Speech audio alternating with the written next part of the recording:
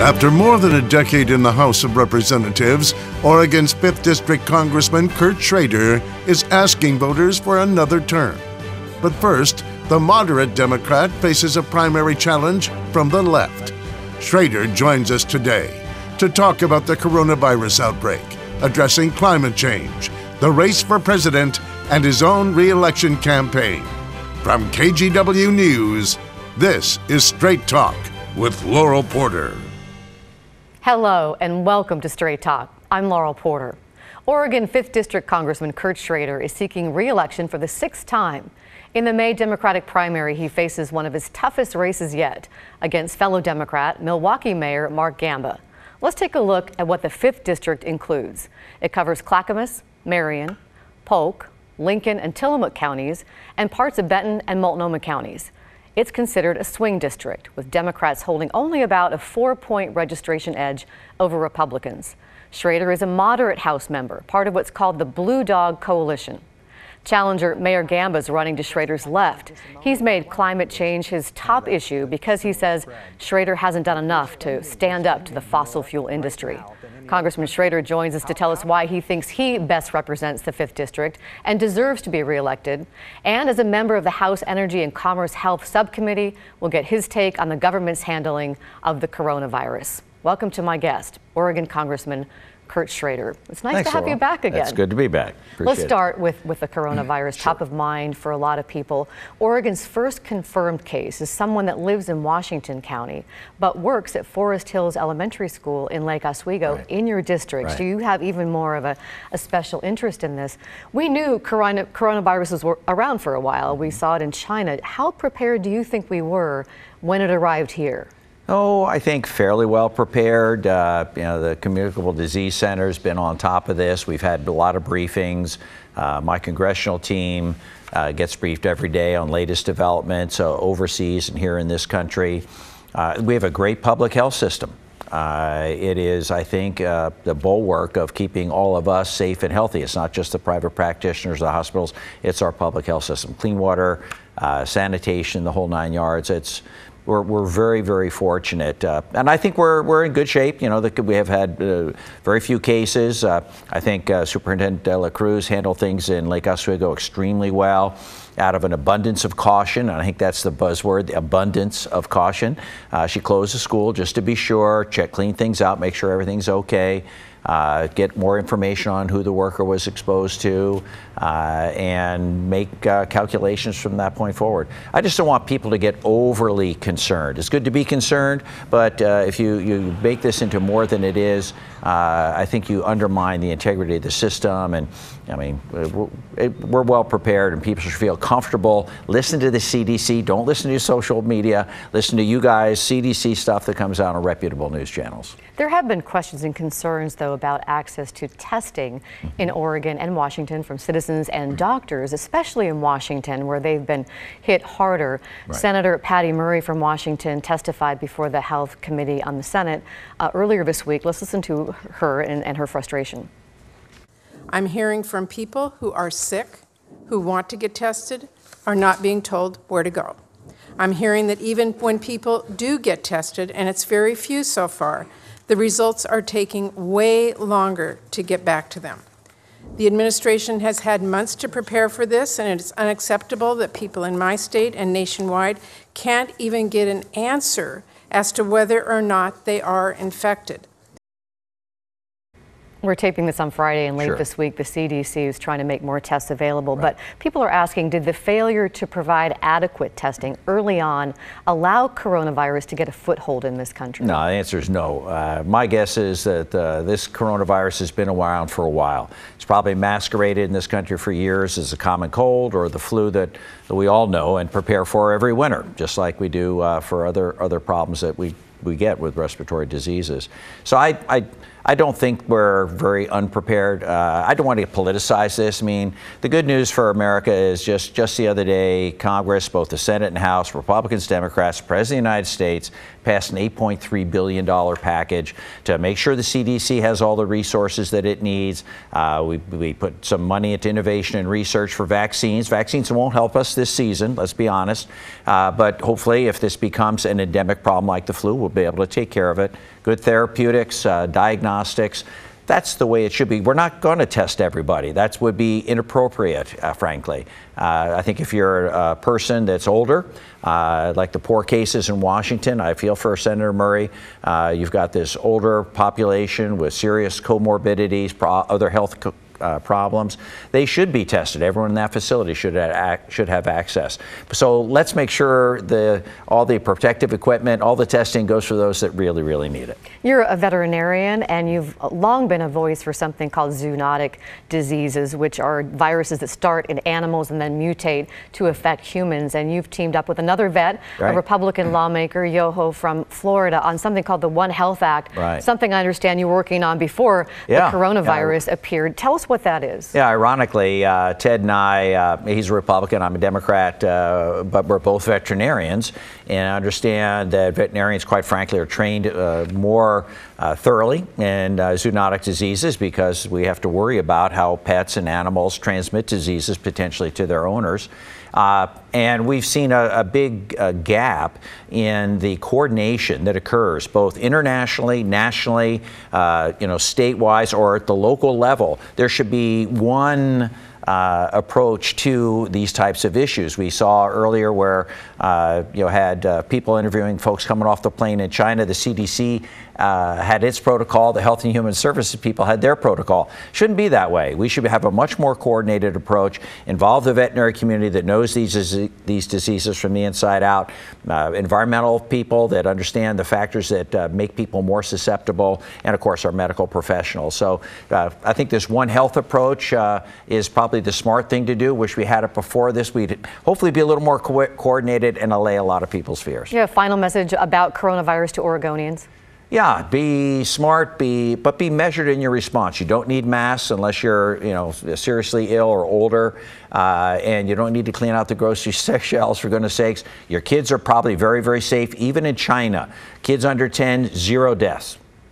Kids under 19, 0.1% of the population that's had serious problems. So everyone please sit back, be smart, but be measured in your response. Let's shift gears and talk about climate change. Mayor Gamba, one of your opponents, has made that a central part of his campaign. To build his case, he says Milwaukee is one of the most friendly states when it comes to friendly cities when it comes to climate, and it will run a 100% renewable energy by 2035. And he calls your approach to climate change lukewarm. Do you think you've stood up enough to the fossil fuel industry when it comes to climate change? I was doing climate change stuff long before my opponent even ventured into politics. Back in the 80s, I passed the solar ordinance in the city of Canby. I developed a tree planting ordinance where there was none before, trying to envision the impacts that could occur with climate change long before it became popular, Laurel. I voted on cap and trade bill back when I first came to the United States Congress, supporting investments to make sure that we could get to more zero emissions over a period of time, big investments in renewable energy. Nearly lost my election over that, by the way, but it was the right thing to do, and I'm going to do that again. And that's why right now I'm tired of the rhetoric. I mean, it's one thing to wave a flag around and say we're going to do this overnight. That's not going to happen. Let's make sure there's a bipartisan approach that can stand the test of time. Look what happened to the ACA. A great bill getting whittled away because we couldn't get bipartisan support. So I'm partnering with a friend of mine, colleague from West Virginia, Republican from West Virginia, coal country, to get our country down to carbon emission standards that be near zero in our power plants by 2050, kind of mimicking the timeline we have here in Oregon for the discussion we've had here. The goal would be to make some huge investments in research, technology, and innovation over the next 10 years to give all energy sectors the opportunity to become, carbon neutral or zero carbon emissions from those power plants. I think it's a worthwhile endeavor. We've got some environmental groups on board. We've got some industry people very interested, and hopefully have legislative language within a month or so. Well, let's take a look at some of the things that you mentioned that are in that bill that you're working on. It includes 10 years of public and private investments in clean energy innovation and infrastructure development. The scale of federal investment would be in the tens of billions of dollars annually. There would be a federal clean energy standard. Power companies would have to start meeting 9 clean energy goals within 10 years. The power sector would achieve an 80% reduction in emissions by 2050. You know, a lot of scientists, activists, citizens say, we don't have 10 years. We need to be doing something right now. Doesn't this take too long? This is right now. This is how you get the ball rolling. We can, again, be slogans. Green New Deal isn't going to happen. That has zero support in the Republicans, zero support from the President of the United States. It's not going to happen. Are we going to argue about this for the next 10 or 15 years? I did cap and trade 10 years ago. We haven't done anything since. There's been no bipartisan efforts. This is the only bipartisan effort, Laurel, that'll actually get things going right now. And within that time span, we can make a huge difference. I think, I'm talking to some of my Democratic colleagues that are engineers, we're engineers, now members of Congress, they see carbon capture out of the atmosphere as possible. I mean, that's a game changer for our country, for the world. And if we don't develop smart carbon sequestration or carbon capture techniques, we're still going to be at risk because China and India are huge players. But your bill doesn't seem to have any teeth in it. Even your press release says these aren't regulations. Are these just suggestions? No, these are standards, clean energy standards, and we'll set it up where there's a glide path. If you're not on that glide path within the 5 to 10 year span, your plant will be shut down. And people ask, well, why would you give taxpayer dollars, tax breaks to the very companies that got us into this in the first place? Well, yeah, I would argue that these companies didn't purposely pollute the atmosphere. Back in the day, no one thought of carbon emissions as a problem at all. Global warming has come on in the last 20, 25 years, as I mentioned at the outset. So let's bring them back into the fold. If they want to survive, because they're not surviving. The utilities are moving away from some of those sources of energy at this point in time. There's a built-in incentive for those guys to come to the table, and there are economies in the South that just depend on this. You know, it's easy for us in the Pacific Northwest to talk about renewable energy. When I first got elected, I went to Congress, and I was sitting next to a buddy of mine, new Democrat from Ohio, and said, John, isn't it great? We just got elected, overwhelming Democratic majority. We can work on renewable energy together. We campaigned on that. He turns to me and goes, what are you talking about, Kurt? I'm 98% coal. I'm from Ohio. I didn't campaign on renewable energy. We have to get people like that on board. A lot of Democrats are also criticizing you for a vote that you made last summer not to raise the federal minimum wage from $7.25 an hour to $15. You were only one of 6 Democrats who voted against the House bill. Even 3 Republicans voted for it. It passed the House, died in the Senate. Why did you vote no against raising the minimum wage? Well, because I had a better bill that raised the minimum wage to $15, phased in over time, that actually respected the fact that the purchasing power is different in different parts of the country. I actually used Oregon's approach. I thought Oregon did a good job. They figured out that the costs of different products and services are different in rural areas, maybe suburban areas, from downtown Portland. Again, let's bring people on. My bill actually had a chance of passing the Senate. To your point, that bill had no chance of passing the Senate. Would have cost millions of jobs. My bill would have cost some jobs because you're raising that wage and businesses would choose not to employ people, but much less so because it respected the diversity of rural America as well as urban America. Do you see another minimum wage bill coming up in the next Congress?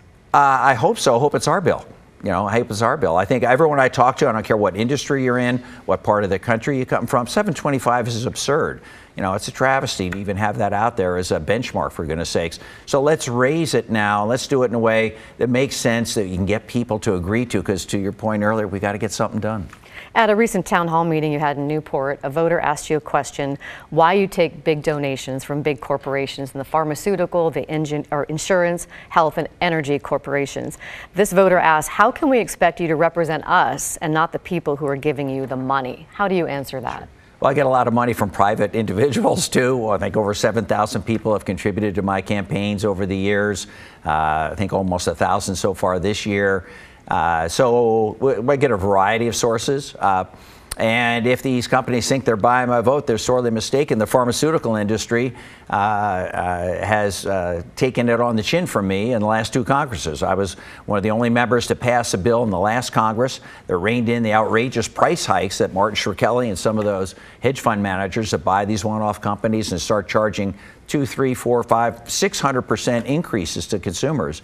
And already this Congress, I've passed 2 bills that rein in some of the games that go on with generic pharmaceutical companies and some of the brand name companies trying to get rebates inappropriately. So they're not getting a good bang for their buck. Why take their big money anyway then? Well, unfortunately, thanks to Citizens United, to be able to campaign, to be able to make sure you're not one billionaire away from extinction, you have to be able to raise money to get your voice out. I look forward to the campaigns because I can actually talk about what I've really done, not what some social media guru or person with an edge to their or slant to their own personal agenda thinks I've done. I can actually talk about what I've done. I've supported campaign finance reform when I was in the state legislature. I've introduced a constitutional amendment every Congress to repeal basically Citizens United. It'd be lovely not to have to do that at the end of the day. But you feel pressure that you have to take that kind of money? No, there's no pressure. But if you want to be able to succeed, you don't, go into a fight without one hand tied behind your back. That's just not very, very, very smart. You got to be able to get your message out. And what we've seen is that a lot of these billionaires will decide they want to buy a congressional seat. I've had several colleagues lose their congressional seat because they were unprepared, didn't have the resources to push back against millions of dollars put in on a whim, much like Michael Bloomberg did. So you think you'd be at a disadvantage if you took a pledge like Mark Gamba not to take money from PACs? Yeah, and I think it sends a bad message that, all businesses are horrible people. These business PACs, the contributions come from the employees. I mean, my opponent obviously doesn't understand. This isn't big executives, or shareholders buying a vote. These are employees that are concerned about their company and believe in the mission of their company. Most of these businesses in our country are small businesses. Some are larger businesses. We wouldn't be where we are if we didn't have some of these folks employing good, hardworking Americans providing family wage jobs. Congressman, it's time for us to take a break, but we'll continue our conversation with Congressman Kurt Schrader and get his take on the 2020 presidential election. We're back in 2 minutes.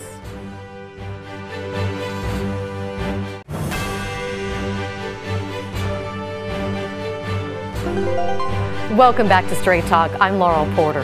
Before we get back to our conversation with Oregon Congressman Kurt Schrader, I'd like to remind you about our new podcast. You can point your camera at the QR code on your screen right now, and it will take you to a link where you can download the podcast.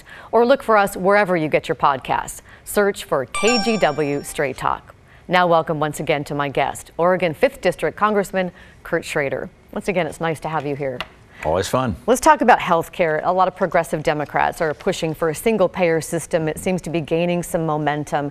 You've never been for that. You've always wanted to tweak the Affordable Care Act. You mentioned it earlier. Why? Why not a single-payer system? Well, actually, a single-payer system is losing momentum, Laurel. What is happening is people are waking up and realizing that Medicare for All gets rid of Medicare. Medicare for All means your union health care plan that you've paid into, given up wage increases, goes away. That you no longer get to see your private doctor. You're part of a bureaucratic system. People are not so inclined to that. I will tell you personally, one of my daughters lives in England. She has to wait in a queue to get to see weeks to see her primary care doctor for my grandkids. I have a granddaughter that's got a potential genetic disorder, needs to get a test. It's going to take a year. So this single payer is not all it's cracked up to be. And again, much like with climate change and some of these other issues, we need to be having universal access to care right now. The Affordable Care Act was revolutionary in the day. Again, a tough vote. My first election, I walk in and we're voting on the Affordable Care Act, where the government's stepping in, making sure 20 million Americans who never had health care before now have access. There's a sliding scale of subsidies to make it affordable as the income levels go up. We can fix the problem we have now is with middle income folks that make just enough not to get a subsidy. Let's fix that. Let's provide a reinsurance system. Let's make sure that we have the cost sharing thing figured out. Let's give the states some waivers. These HSAs may actually play a positive role for that type of middle income group. I had a bipartisan approach to that in the last Congress, got it almost to the finish line, then we ran out of time. Congress adjourned. But there's a way to do that and get universal access right now. There's some increasing concern in Congress about the impact of coronavirus on the nation's supply of pharmaceuticals, because a lot of those active ingredients that go into those drugs come from China. Right. So you're working on a bill to try Almost all of them. Work on concerns. I think that's eye-opening to a lot of people, but you want to try to help alleviate some of those concerns with the drug supply chain. How? Well, our committee, the Energy and Commerce Committee, my health subcommittee, had several folks come in. One was an author of a book called China RX. And it's personal for her. She had a loved one that had some serious issues, and they trying to get medication. The serious issues resulted from improper active ingredients. The active ingredients came from China. And when she dug into it, and we've dug into it, almost all the active pharmaceutical ingredients in any product you buy, aspirin to diabetes medication to anything, all active ingredients from China, some from India, but all overseas.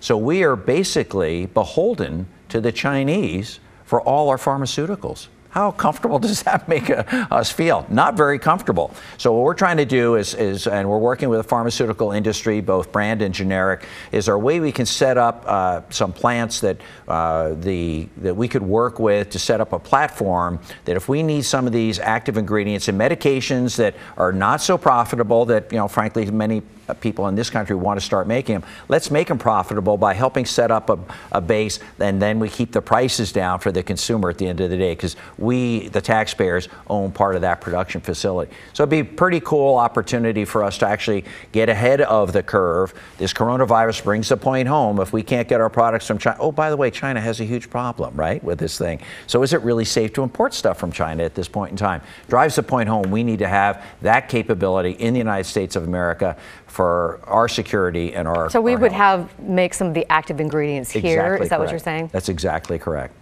Big week for the Democrats. Politically, with Super Tuesday in the books, a big night for former Vice President Joe Biden. Some people had counted him out until South Carolina, big landslide win there, and then Super Tuesday with 14 states voting. And we can tell that you're a supporter of Joe Biden. Yes, you announced your endorsement for him right here on Straight Talk last summer. Let's listen to what you said. Well, there's only one candidate that can beat Donald Trump. And I think if that candidate doesn't materialize at the end, Democrats will lose, and we'll have President Donald Trump for another 4 years. We need a president that can bring us together, get working men and women back into the Democratic fold if Democrats are going to win. Well, you said that there's only one person that can beat Donald Trump. Who is that person? That's Joe Biden. There's Joe Biden. So do you think he'll be the eventual nominee? It's down to really Bernie Sanders and Joe Biden now. Well, I supported Joe Biden, so I hope he is. We've got a good contest going on. I welcome the contest. It's important to get all the ideas out there, and it helps you develop your platform and get a feel for where America wants to go. But again, as I said then, and I'll say it again now, the reason Democrats lost the presidency is because working men and women in the trades and first responders walked away from the Democratic Party. We need someone who can relate to them. Some people thought, oh, Michael Bloomberg could do it. I don't think Michael Bloomberg relates to the average American like Joe Biden does. You got to have confidence in your leaders. That's a problem with the current president, to be very honest. This president needs to exude confidence. Stuff like coronavirus or dealing with Iran, the China issues we just talked about, pharmaceutical issues. We need someone that can inspire confidence in our country. And there is only one man that can bring working men and women back, and that is Joe Biden. It's not about, is he the best? Do I like him more or less? Who can beat Donald? If you're a Democrat, who can beat Donald Trump? Do you think Bernie Sanders could beat him? No. And who would you pair up with Joe Biden as far as a running mate? Well, I don't know. I'll leave that to the rest of my Democratic colleagues to figure out. Hopefully something that would complement what he brings to the table in terms of seniority and statesmanship and understanding the process. Maybe someone a little younger, a little different portfolio. We'll see. Just about 30 seconds. What if Bernie Sanders is the nominee? What do you think that means? What's the impact? Well, we'll work hard. Donald Trump is a tough opposition. He showed that in the last election cycle by taking out a very knowledgeable Hillary Clinton that frankly had a lot of experience. So it's going to be hard. It's going to be very, very difficult to see. We'll have to work exceptionally hard. I just hope he can appeal to those working men and women I talked about. Congressman Schrader, thank you for being here on Straight Talk. It's always a pleasure to have you here. Thank you, Laural. We want to let you know that we will have Congressman Schrader's Democratic opponent, Milwaukee Mayor Mark Gamba, on the show in April. We want to thank you for watching and listening. And don't forget, there's that QR code again to download our new podcast.